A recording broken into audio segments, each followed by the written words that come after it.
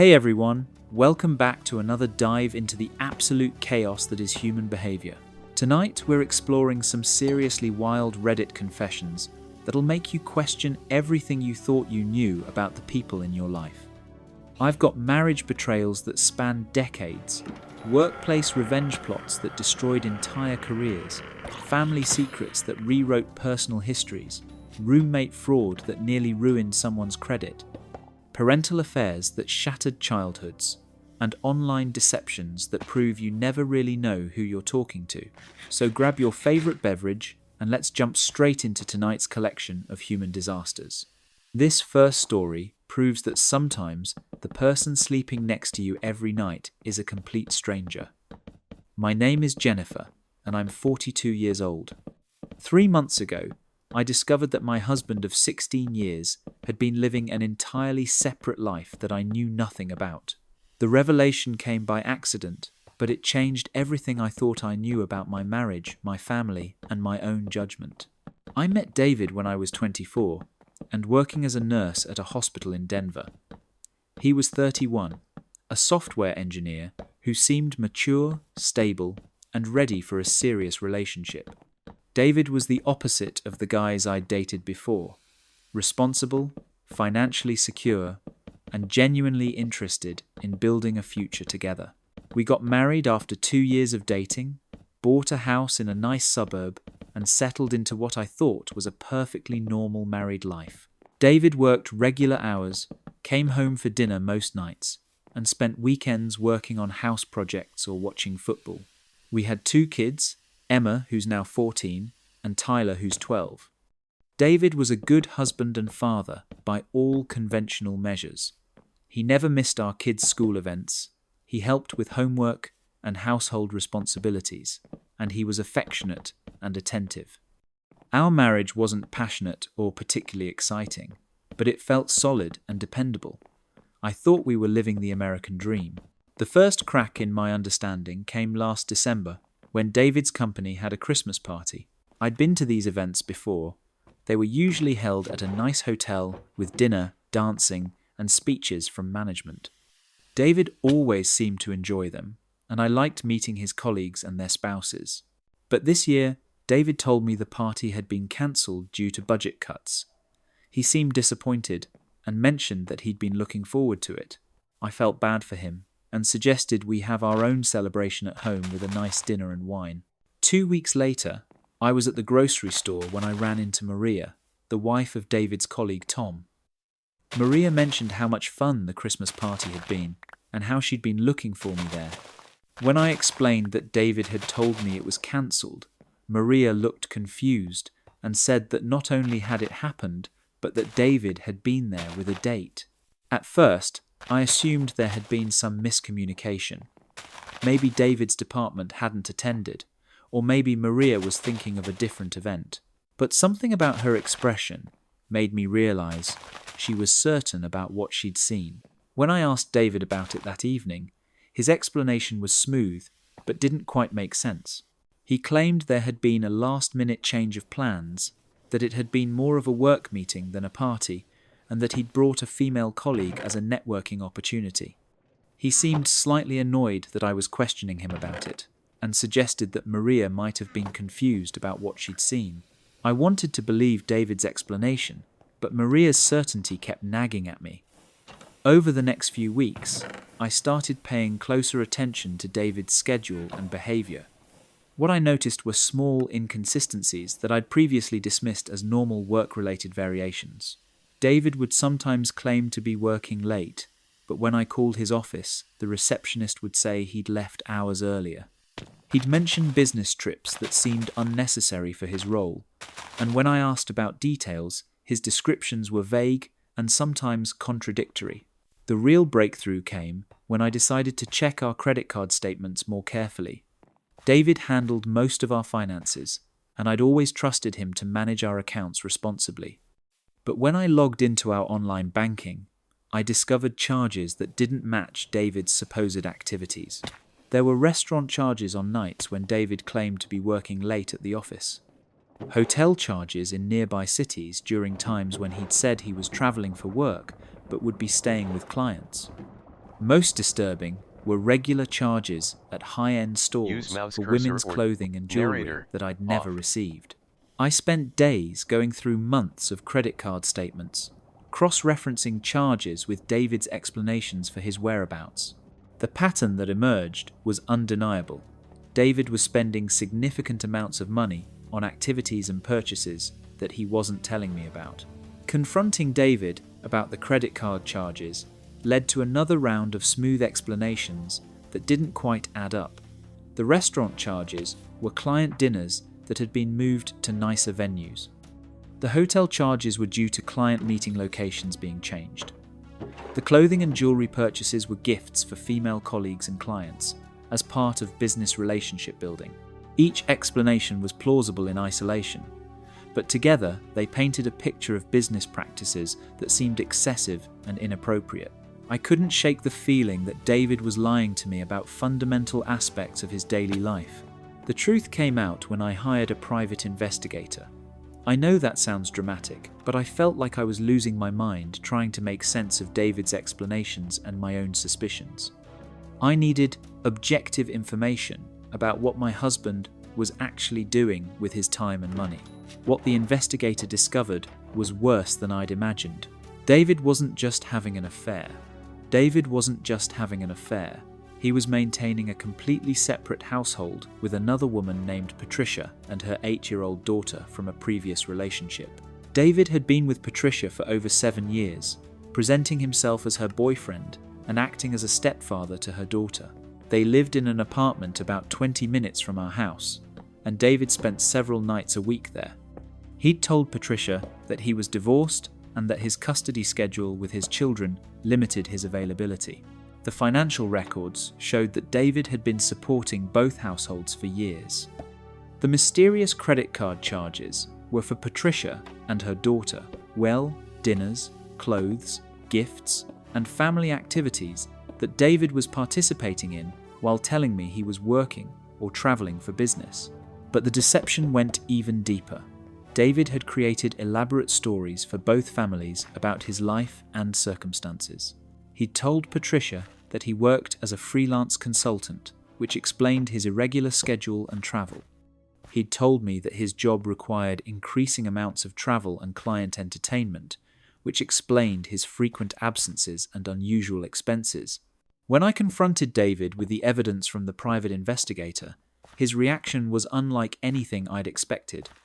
Instead of denial or remorse, David seemed almost relieved that his double life had been discovered. He admitted to everything without trying to justify or minimize his behavior. David explained that his relationship with Patricia had started as a casual affair, but had evolved into something more serious than he'd intended. He'd kept meaning to end one relationship or the other, but had convinced himself that he could maintain both indefinitely without anyone getting hurt. The most shocking part was David's claim that he genuinely loved both families and had been trying to be a good partner and father to everyone involved. He saw his deception not as betrayal, but as an attempt to avoid hurting people he cared about by making difficult choices between us. David's rationalization was disturbing and revealed a level of compartmentalization that I couldn't understand. He'd been living 2 completely separate lives for over 7 years, maintaining different identities and stories with each family, apparently without experiencing significant guilt or internal conflict about the deception. The practical implications of David's double life were overwhelming. Our family finances were in chaos because David had been supporting 2 households while hiding the expenses from both partners. Our children were devastated to learn that their father had another family that he'd been prioritizing equally with ours. The legal complications were significant too. David had been using our joint assets to support his relationship with Patricia without my knowledge or consent. There were questions about asset division, child support calculations, and whether David's behavior constituted financial fraud. Patricia was equally shocked to learn about David's deception. She'd believed they were in an exclusive relationship and that David's limited availability was due to his work demands and custody arrangements with his ex-wife. Finding out that the ex-wife was actually his current wife and that he'd been lying to her for 7 years was devastating. The most heartbreaking aspect was the impact on all the children involved. Our kids had to process the fact that their father had been maintaining another family while pretending to be fully committed to ours. Patricia's daughter had to learn that the man she'd considered a stepfather was actually married to someone else. David's attempts to maintain relationships with both families after the truth came out were unsuccessful and painful for everyone involved. He seemed to believe that once the deception was revealed, he could continue being part of both families openly, but the betrayal and broken trust made that impossible. I filed for divorce immediately, and the process has been complicated by the financial entanglements and David's history of deception. Patricia ended her relationship with David as well, and he's had to find his own apartment and figure out how to maintain relationships with all the children he'd been parenting. The aftermath has been devastating, but also clarifying. I realized that I'd been living with a stranger who was capable of maintaining elaborate deceptions for years while appearing to be a loving husband and father. The David I thought I'd married had never really existed.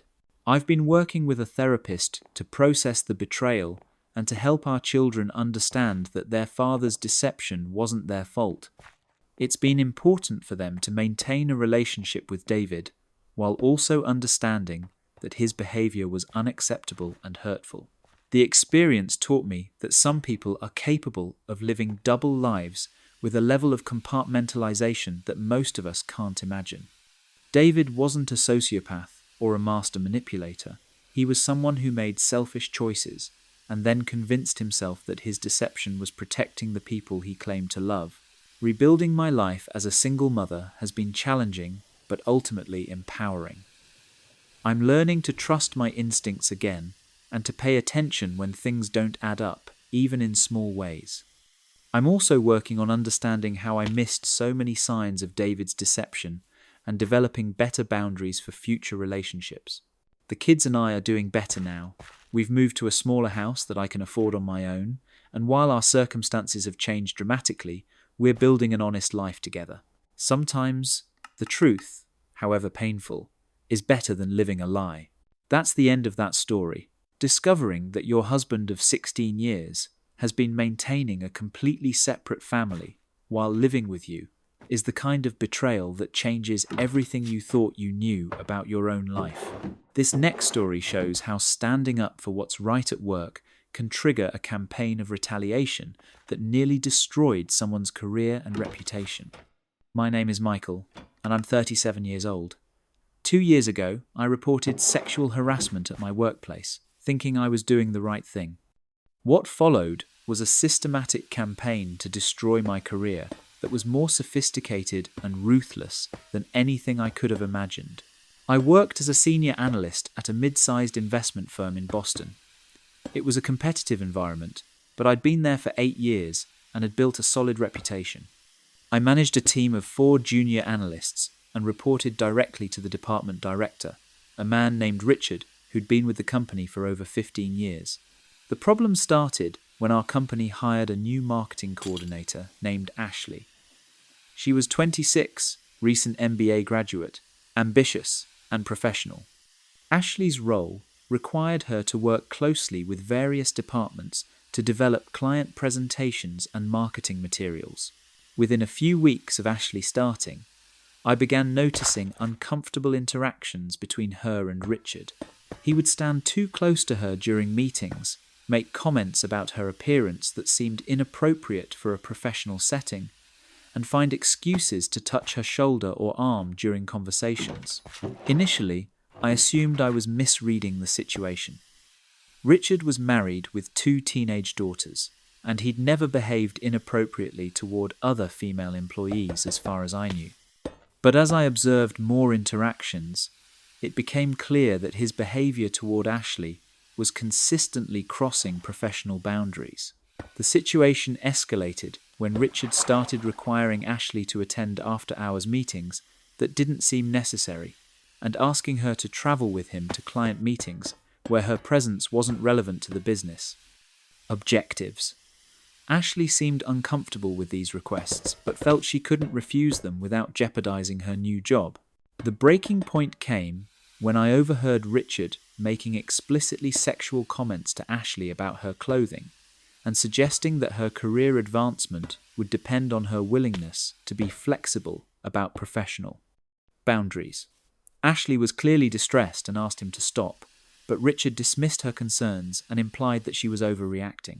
That evening, Ashley came to my office in tears.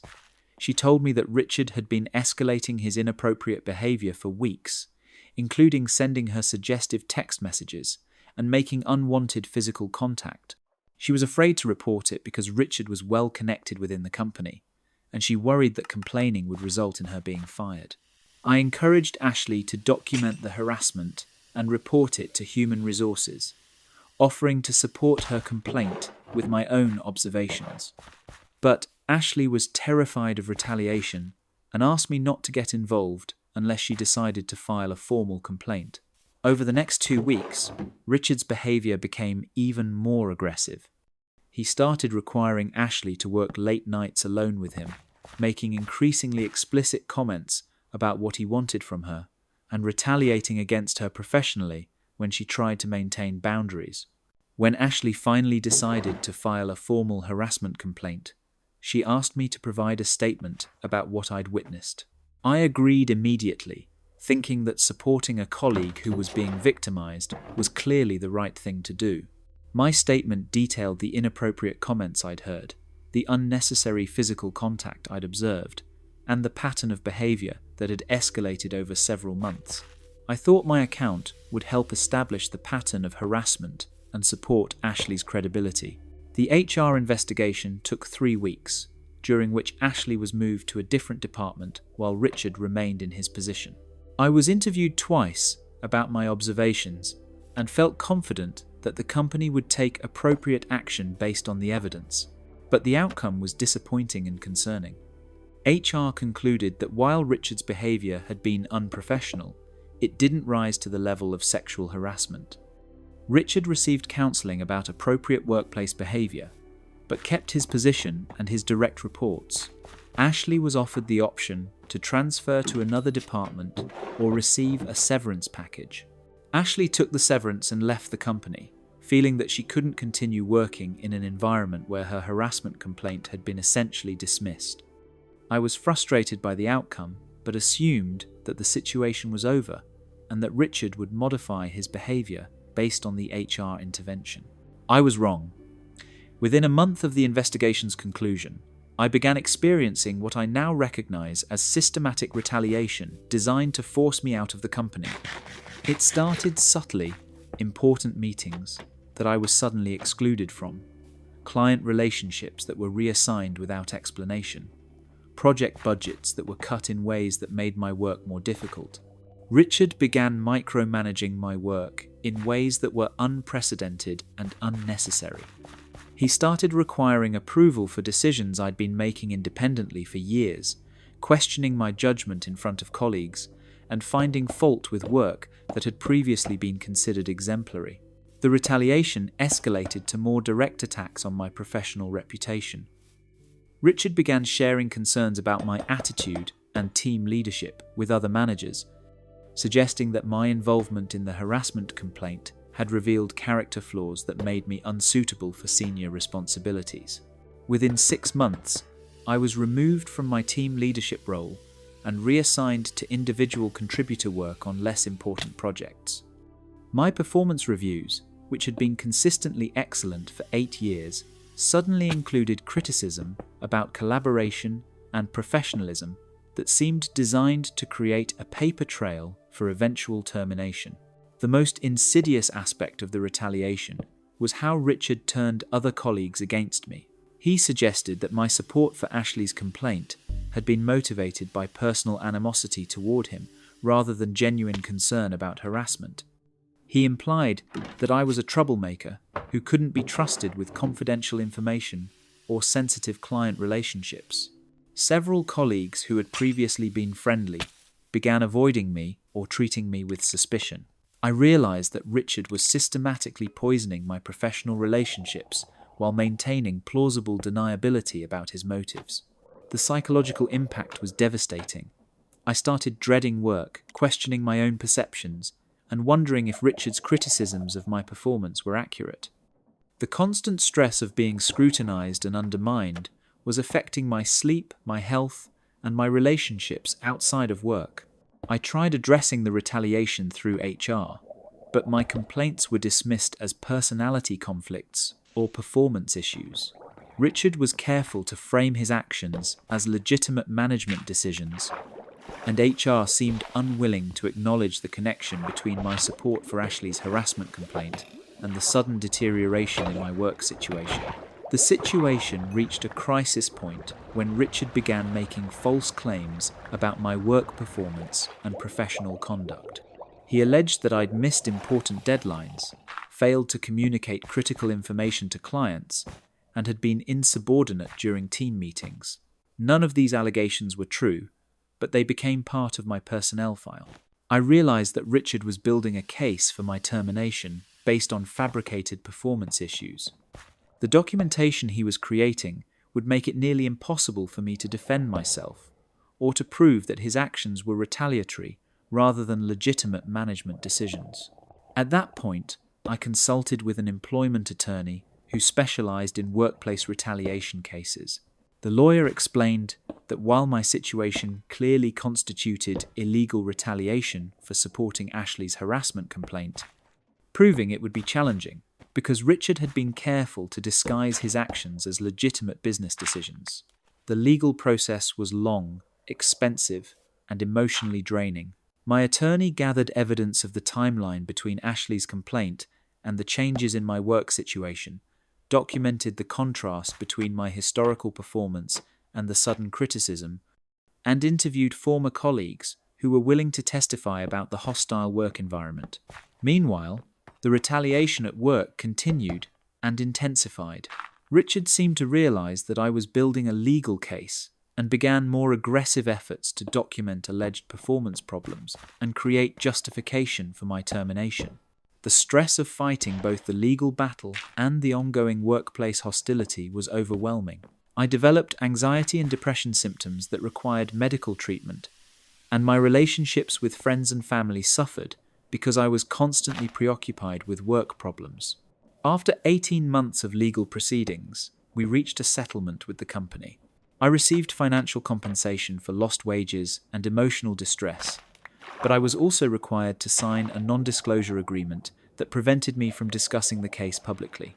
The settlement vindicated my claims about the retaliation, but it also meant leaving the company where I'd built my career. I was essentially forced to start over professionally while dealing with the psychological aftermath of nearly 2 years of systematic harassment and retaliation. Finding new employment was challenging because Richard had damaged my professional reputation within our industry. Several potential employers had heard negative things about me through professional networks, and I had to work hard to rebuild my credibility while being unable to fully explain what had happened at my previous job. I eventually found a position at a smaller firm where I could rebuild my career, but it took nearly 3 years to recover professionally from the retaliation I experienced. The financial and emotional costs of standing up for what was right were enormous and long-lasting. Ashley and I stayed in touch throughout the legal process. She found work at another company and was doing well, but she expressed guilt about the retaliation I experienced as a result of supporting her complaint. I assured her that I didn't regret my decision, but the experience taught both of us how costly it can be to challenge powerful people in workplace situations. The experience fundamentally changed my understanding of workplace dynamics and power structures. I learned that doing the right thing doesn't always lead to positive outcomes, and that people in positions of authority can abuse their power in sophisticated ways that are difficult to prove or stop. I also learned the importance of documenting everything in workplace situations where harassment or retaliation might be occurring. I wish I had been more systematic about keeping records from the beginning of Richard's campaign against me. These days, I'm more careful about workplace relationships and more strategic about how I handle situations involving potential misconduct. I still believe in standing up for what's right, but I'm more aware of the potential consequences and better prepared to protect myself if retaliation occurs. The legal settlement allowed me to rebuild my career, but the experience left lasting scars. I'm more cautious about trusting colleagues, more cynical about HR processes, and more aware of how workplace harassment and retaliation can destroy careers and lives. I hope that by sharing this story, others will understand that supporting harassment victims can come with serious personal costs, but that someone has to be willing to speak up if workplace cultures are going to change. The system is designed to protect powerful people, but silence only makes the problem worse. That's the end of that story. Supporting a harassment victim at work can trigger a retaliation campaign that's designed to destroy your career while maintaining plausible deniability. This next story proves that modern technology can reveal family secrets that were supposed to stay buried forever. My name is Rebecca, and I'm 34 years old. Last year, I decided to do one of those ancestry DNA tests as a Christmas gift to myself. What I discovered didn't just change my understanding of my family tree, it revealed that my entire identity was built on a lie that had been carefully maintained for over 3 decades. I grew up believing I was the biological daughter of Robert and Margaret Thompson, both teachers from a small town in Iowa. I have what I thought was a typical family resemblance to my father. Same green eyes, same stubborn chin, same tendency toward early grey hair. My relationship with both parents was close and loving, and I never had any reason to question my parentage. The DNA test was supposed to be fun, a way to learn more about my European ancestry and maybe connect with distant relatives. I was expecting to find connections to Ireland and Germany based on family stories I'd grown up hearing about our immigrant ancestors. When the results came back, I was excited to explore the family tree suggestions and potential relative matches. The ancestry information was interesting, but not surprising, mostly Western European, with some Scandinavian heritage. Pretty much what I'd expected based on our family's oral history. But as I started looking at the DNA relative matches, I noticed something strange. The closest matches were people I'd never heard of, and none of the names were familiar from family stories or reunions. Most concerning, I didn't show any DNA connection to my father's side of the family, including a second cousin who I knew had also done the test. Initially, I assumed there was an error with the testing or the database. Maybe samples had been mixed up, or there was a technical problem with the analysis. I contacted customer service and asked them to review my results, expecting that they would find a mistake that explained the confusing matches. But the company confirmed that my results were accurate and suggested that unexpected family connections were more common than people realized. They recommended that I reach out to some of my closest DNA matches to see if we could figure out how we were related. My closest match was a woman named Patricia, who showed up as a potential half-aunt or first cousin. Her profile indicated she lived in California and was about 15 years older than me. I sent her a cautious message explaining that we'd matched as close relatives, but that I didn't recognize her name or know how we might be connected. Patricia's response changed everything. She told me that her brother David had given up a daughter for adoption in 1989, the year I was born, and that she'd been hoping to find her niece through DNA testing. Based on our genetic match and the timeline, she believed I was David's daughter. I stared at Patricia's message for hours, trying to process what it meant. According to this stranger, my biological father was someone named David, not Robert Thompson, who had raised me, and who I resembled so strongly that everyone always commented on our family likeness. My first instinct was to dismiss Patricia's theory. There had to be some other explanation for our DNA match that didn't involve me being adopted. Maybe there was an unknown family connection that would explain the results without overturning everything I thought I knew about my identity. But as I researched the science behind DNA matching, I learned that the type of genetic connection between Patricia and me was very specific and couldn't be explained by distant relationships or testing errors. If we were showing up as close relatives, it meant we shared recent common ancestry. I decided to approach my parents carefully about the DNA results, hoping they could help me understand the discrepancies without jumping to conclusions about adoption. I showed them the confusing relative matches and asked if they knew anything about the names that were appearing in my results. My parents' reaction was immediate and telling. They became defensive and evasive in a way that was completely unlike their normal behavior. My father claimed that DNA tests were often inaccurate and that I shouldn't put too much faith in the results. My mother suggested that there might be unknown relatives from earlier generations that would explain the matches. But their explanations didn't address the fundamental issue, why I wasn't showing any genetic connection to my father's documented family members who had also done DNA testing. That wasn't something that could be explained by inaccurate testing or distant unknown relatives. Over the next few weeks, I continued communicating with Patricia and learned more about David, the man she believed was my biological father. David lived in Chicago, worked as an engineer, and had never married or had other children.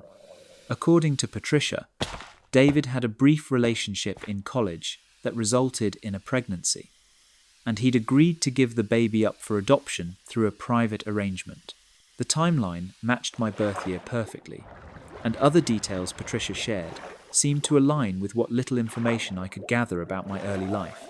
But I still couldn't believe that my parents had lied to me about something as fundamental as my biological parentage. The truth came out when I confronted my parents directly with Patricia's claim that I was adopted. Their reaction confirmed what I'd already begun to suspect. They broke down and admitted that everything Patricia had told me was true.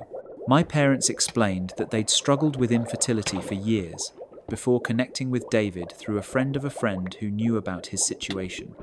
The adoption had been handled privately, without going through an agency, and all parties had agreed that it would be a closed arrangement with no future contact. Robert and Margaret had always planned to tell me about the adoption when I was older, but as years passed and I seemed so settled and happy, they convinced themselves that the information wasn't necessary. They reasoned that since David had no interest in parenting and they were providing me with a loving home, maintaining the secret was protecting everyone involved. The revelation that I was adopted was shocking enough, but learning that my parents had lied to me for 34 years was devastating. Every conversation about family resemblance, every story about inherited traits, every assumption about my genetic history had been built on deception. My parents seemed genuinely remorseful about maintaining the secret for so long, but they also defended their decision as protecting me from unnecessary confusion and protecting David's privacy. They emphasized that their love for me was completely genuine and that being adopted didn't change our family relationships. But I felt betrayed and confused about my own identity. The man I'd thought was my biological father had raised me with love and dedication, but wasn't genetically related to me. My actual biological father was a stranger living in another state who had apparently never wondered about the daughter he'd given up. I decided to reach out to David through Patricia. I wasn't sure what I wanted from the connection. I wasn't looking for a father figure since I already had one, but I was curious about my biological origins and genetic heritage. David's response was cautious, but not unwelcoming. He explained that he'd thought about me over the years and had always hoped I was doing well, but had respected the closed adoption agreement by not seeking contact. He was surprised to learn that I'd discovered the connection through DNA testing but was open to communication if I was interested. Over several months, David and I exchanged emails and eventually spoke on the phone.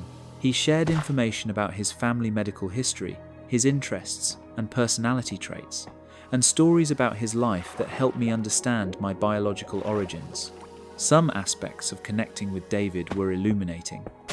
I finally understood where certain personality traits and interests had come from that didn't match my adoptive family. But other aspects were awkward and emotionally complicated, ND felt. David felt like a friendly stranger rather than a parent, and we struggled to define what kind of relationship made sense. The most challenging part was navigating the impact on my relationships with my adoptive parents. They were hurt that I was pursuing a connection with David and worried that learning about my biological origins would somehow diminish our family bonds. I had to work through complex feelings about identity, family loyalty, and honesty. My adoptive parents had given me a wonderful childhood and continued to be loving and supportive, but they had also built our relationship on a fundamental deception that affected how I understood myself. The DNA discovery also revealed medical history information that was relevant to my health and potentially important for any future children I might have. Learning about genetic predispositions and family health patterns that I'd never known about was both valuable and unsettling. I've been working with a therapist who specializes in adoption issues to process the emotional impact of learning about my origins as an adult. The experience of discovering you're adopted at 34 is very different from growing up knowing about your adoption from childhood. My relationship with my adoptive parents has recovered, but it's different now. There's less automatic trust and more awareness that people can maintain significant secrets, even in close, loving relationships. I still consider them my real parents, but I'm also more conscious of the difference between biological and social family connections. David and I have developed a friendly relationship that's somewhere between extended family and close acquaintances. We stay in touch regularly and have met in person several times, but we're both realistic about the limitations of building a parent-child relationship that begins when the child is already an adult. The experience taught me that family secrets can be maintained for decades, even in close relationships, and that modern technology can reveal truths that previous generations assumed would stay buried forever. It also showed me that identity is more complex and fluid than I'd previously understood. I'm grateful to know the truth about my origins, even though the discovery was emotionally challenging. Having accurate information about my genetic heritage and family history feels important, and connecting with David has enriched my understanding of myself. But I also understand why my adoptive parents chose to maintain the secret. They were trying to protect me from complexity and confusion, and they succeeded in giving me a stable, loving childhood. The deception was motivated by love rather than malice, even though the eventual revelation was difficult. These days, I'm more aware that family structures can be complicated, and that the stories we tell about our origins aren't always complete or accurate. I'm also more appreciative of the parents who chose to raise me, regardless of biological connections. That's the end of that story. Discovering through DNA testing that you're adopted at 34 years old is the kind of revelation that forces you to reconstruct your entire understanding of your identity and family history. This next story shows how sharing living space with the wrong person can give them access to destroy your financial life in ways you never imagined possible. My name is Kevin, and I'm 28 years old. For 18 months, I lived with someone I trusted completely, never realizing that they were systematically stealing my identity and using my personal information to build an elaborate financial fraud scheme that nearly ruined my credit and my future. I moved to Austin after college to start a job at a tech startup, and like most recent graduates, I needed a roommate to afford rent in a decent neighborhood. I found Marcus through a mutual friend. He was 29, worked in marketing at a local agency, and seemed responsible and professional when we met. Marcus and I got along great from the beginning. He was clean, paid his bills on time, and was fun to hang out with on weekends. We'd watch sports together, occasionally go out to bars, and generally had the kind of easy roommate relationship that made sharing space comfortable rather than stressful.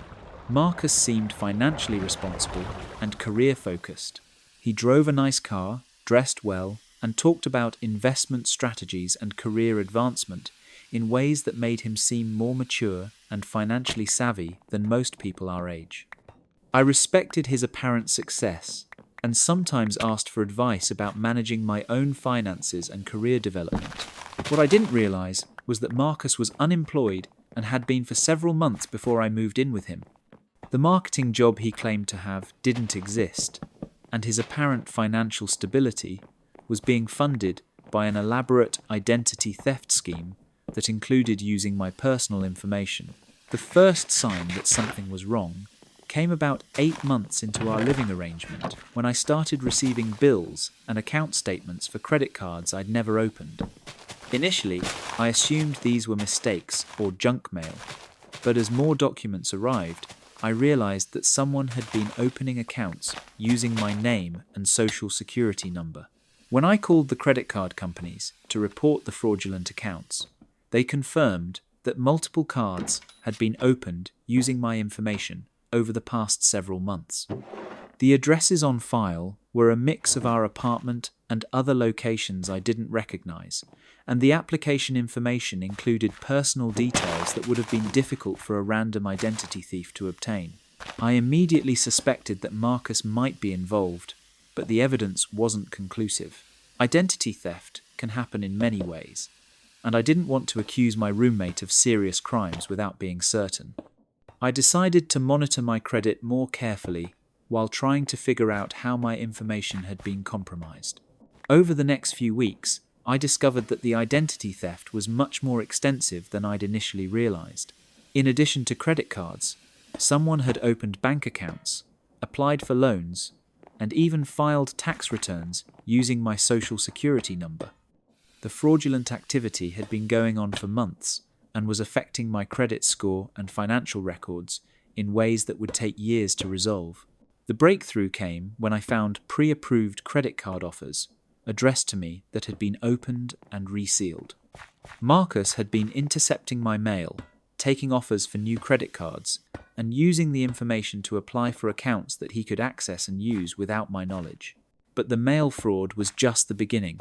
A more thorough investigation revealed that Marcus had been photographing my important documents when I wasn't home, including my driver's license, social security card, and bank statements.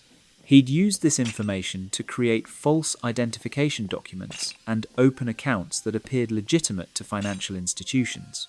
The sophistication of Marcus's operation was staggering. He'd created fake employment documentation to support loan applications, established mail forwarding services to receive account statements without me knowing, and had even been making minimum payments on some fraudulent accounts to avoid triggering fraud alerts that might have exposed his scheme earlier. When I confronted Marcus with the evidence, his reaction was completely unlike the person I thought I'd been living with for over a year. Instead of denial or remorse, he became aggressive and threatening, suggesting that if I reported him to authorities, he would claim that I had been complicit in the fraud scheme. Marcus's transformation was frightening and revealed a side of his personality that he'd completely hidden during our time as roommates. The friendly, responsible person I'd been living with had been an elaborate performance designed to maintain access to my personal information while avoiding suspicion. The conversation escalated into Marcus essentially admitting that he'd been using my identity to fund his lifestyle for months.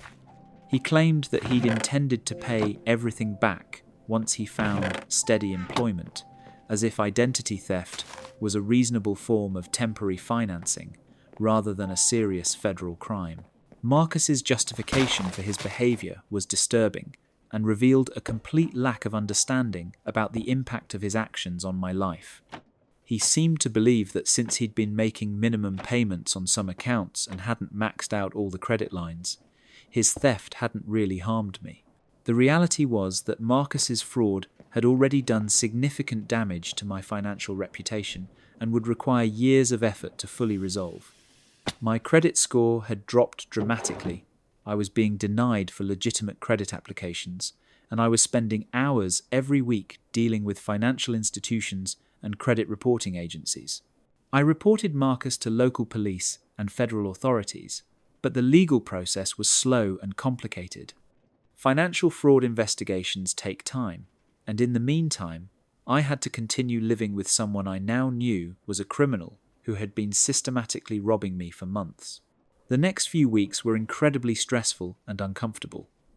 Marcus became openly hostile, making veiled threats about what might happen if I followed through with pressing charges.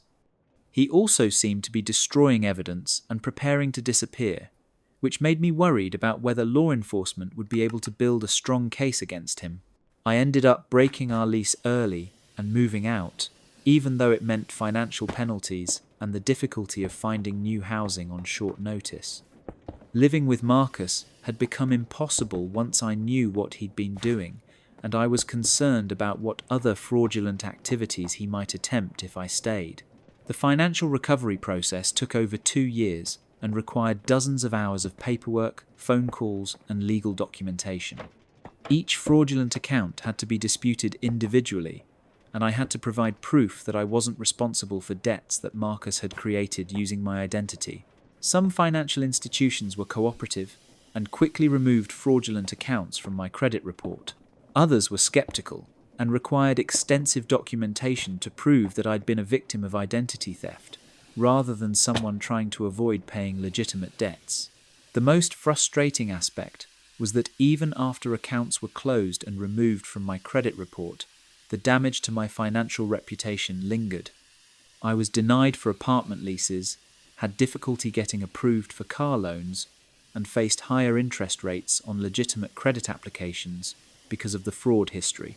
Marcus was eventually arrested and charged with multiple felonies related to identity theft and financial fraud. The investigation revealed that I wasn't his only victim. He'd been running similar schemes with previous roommates and had victimized several other people over the past few years. The legal proceedings took over a year, during which I had to testify about Marcus's crimes and provide documentation about the financial damage he'd caused. The process was emotionally draining and required me to relive the betrayal and violation of having someone I trusted steal my identity.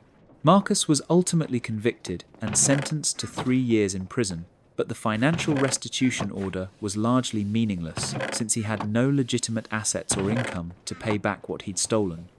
The criminal justice system could punish him, but it couldn't undo the damage to my credit and financial reputation. The experience taught me important lessons about protecting personal information, even from people you live with and trust. I learned to be more careful about securing important documents, monitoring my credit regularly, and being suspicious of roommates whose lifestyle seems inconsistent with their supposed income. I also learned that identity theft can be incredibly sophisticated and that criminals can maintain false personas for extended periods while carrying out elaborate fraud schemes. Marcus had been the perfect roommate, specifically because that persona gave him access to my personal information and reduced the likelihood that I would suspect him of criminal activity. Recovery from identity theft required patience, persistence, and systematic documentation of every fraudulent account and transaction. The process was overwhelming at times, but having detailed records and staying organized was essential to proving my case with financial institutions and law enforcement. These days, I'm much more cautious about sharing personal space and information with others. I use credit monitoring services, secure important documents in a safety deposit box, and am generally more aware of how personal information can be misused by people with access to your home and mail. The Marcus situation also taught me that some people are capable of maintaining elaborate deceptions while living in close proximity to their victims. The person I thought I knew was essentially a fictional character created to facilitate criminal activity. While the financial damage has been largely repaired, the emotional impact of being betrayed by someone I trusted and lived with has been longer lasting. I'm more cautious about trusting roommates and more aware that people can present false identities, even in intimate living situations. That's the end of that story. Living with someone who's systematically stealing your identity while pretending to be your friend is a violation that goes far beyond financial damage. If you survived this entire journey through the darkest corners of human deception, you've earned yourself a trophy and maybe a long conversation with a therapist about why we're all drawn to this chaos. Thanks for sticking around until the end.